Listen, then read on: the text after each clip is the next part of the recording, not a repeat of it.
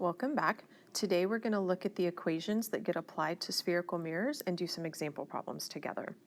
So our first equation is called the mirror equation.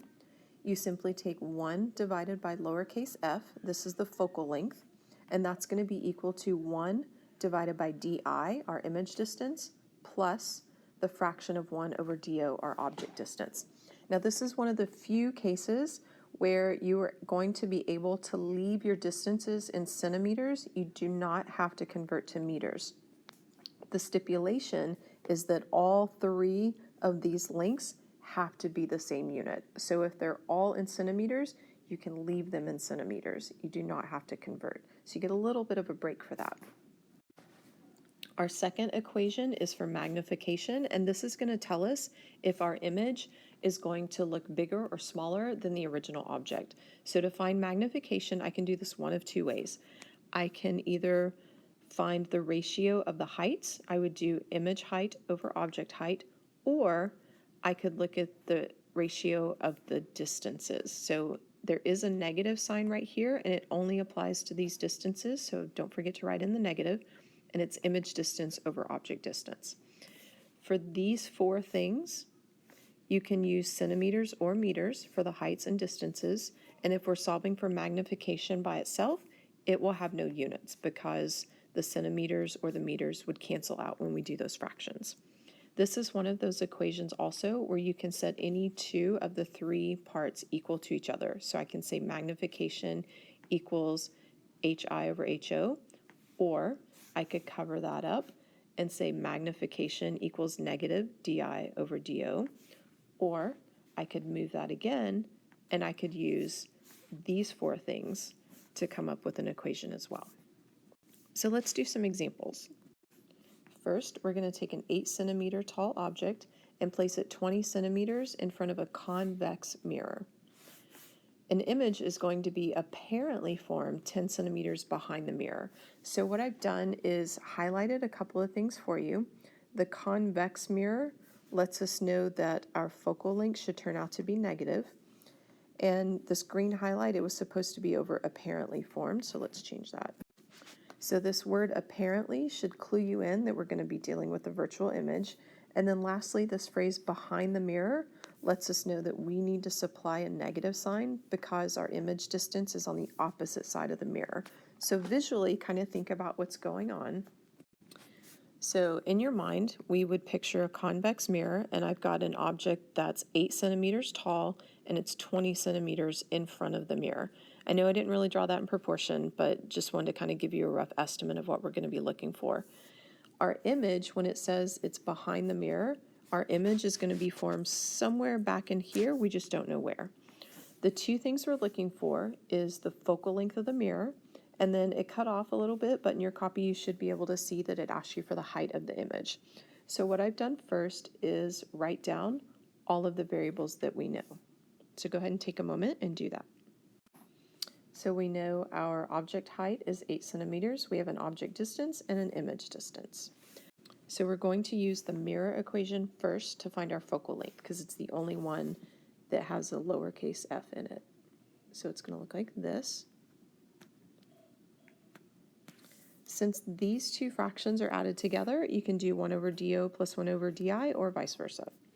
So I'm going to plug my numbers in and say 1 divided by negative 10 plus 1 divided by 20. Now, you can do this a couple of ways. You can find a common denominator, if you remember how to do that, and you would have 1 over f equals, and then find your common denominator and reduce this to 1 fraction, or we can type it in our calculator and get a decimal. So I'm going to do that version because that's probably what most of you are going to choose. So in my calculator, I would open the parentheses and say 1 divided by negative 10, close parentheses, plus 1 divided by 20, and then close the parentheses as well. And this should give me a decimal number. And I should get negative 0.05.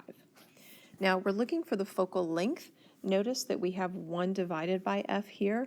So what that means is I need to take the reciprocal of my decimal. So I need to do 1 divided by 0.05 in order to get the actual focal length. On your calculator, you can type in 1 divided by negative 0.05, or there's an x to the minus 1 key. It's over on the left-hand side. You can hit that button and it'll show up on the screen as answer to the minus 1, and then you hit enter, and we should see that our final answer for the focal length is negative 20. And since both of my distances were in centimeters, I'm going to write that in as the units for my focal length. Next, we're asked to find the height of the image. So I'm going to erase the screen and go to a new one so that we can solve that together. So remember, these are the numbers that we know, and we're looking for HI. What we want to do is use the magnification equation, m equals HI over HO, and that's equal to negative DI over DO. Now, since we're not interested in the actual magnification, I'm just going to scratch that part out, and this will be the equation that we use. I simply need to plug in my numbers and cross multiply. So take a moment and go ahead and do that. Remember that our DI actually is negative, and there's a negative sign from the formula, so those are going to cancel out, and we should come up with a final answer of 4 centimeters. See? That seems easy enough. Let's try another. This time, we're told that our object is 2 centimeters tall. It is 30 centimeters from a concave mirror. Remember, our object distance is always going to be positive. And the radius of curvature is 20 centimeters. This is something that's new, radius of curvature. I don't know if you remember in the last lesson when we summarized our terms, the focal length is half of the radius, so we're going to be able to find another number to help us out and solve the problem. So let's write down all of our givens. Take a moment and copy these down. We have our object height of 2, an object distance of 30. We know the radius is 20 centimeters, and we can tell from that that the focal length is going to be 10 centimeters. We are interested in the image distance. Typically, you're going to end up using the mirror equation first. I know image distance is in both of them, but we don't have enough information to use the magnification equation yet, so that's going to leave us with the mirror equation. Now, since we're solving for DI, I'm going to get this term by itself, so I'm going to rewrite this equation. You should simply subtract the 1 over DO fraction to the other side and come up with this. Now we can plug some numbers in. Again, at this point, you can find a common denominator and reduce this down to 1 fraction, or you can type it in your calculator like we did earlier and come up with a decimal number. That's the version I'm going to do. So you would simply type in your calculator, parentheses 1 divided by 10, close parentheses, minus 1 divided by 30. And this lets us know that 1 over our image distance is going to equal 0.066 repeating. I'm just going to round that to a 7. Now remember, this is 1 over the image distance, and we want the actual image distance itself, so we have to take the inverse of that decimal. Remember, you can type 1 divided by this decimal on your calculator, or you can hit the x to the minus 1 key and then enter. Either way, you should come up with an image distance equal to 15 centimeters. Now we're ready for part B. So we are looking for the height of the image. Now we're going to use our magnification equation because it's the only one that has a height in it. So remember, since I'm not actually looking for magnification, I'm going to use these 2 parts of that formula to come up with my equation. Now plug your numbers in and see what you get. So we used our answer from part A to plug in for the image distance, and we come up with an image height of -1. Remember on our concave mirror when we did our ray diagrams in the last lesson that our object was pretty far away and we got a negative image height, that arrow pointed downward when we drew it. This is another indicator to let me know that my image is upside down. So whenever you see a negative image height, that means the image is upside down and it's real. Those are important things to note. For our last example problem, I'm going to get you started and then you try this on your own and come back and check your answer. So we've got a convex mirror.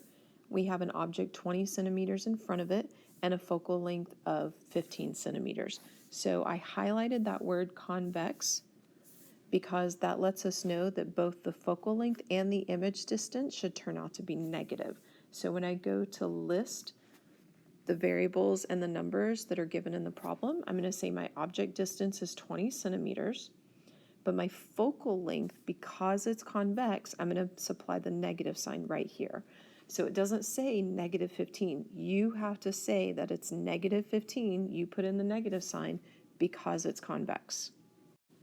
So go ahead and set up the mirror equation, try it out, and come back and see if you have the right answer. So I showed you a couple of different ways to work this. I did the common denominator version and the decimal version. Either way, you should come up with an answer of negative 8.57 centimeters. We are going to practice some more with these. I know the equation's really not one that you're used to solving for algebraically, so we are going to practice, but I hope with only 2 equations that this chapter will be a little bit easier for you.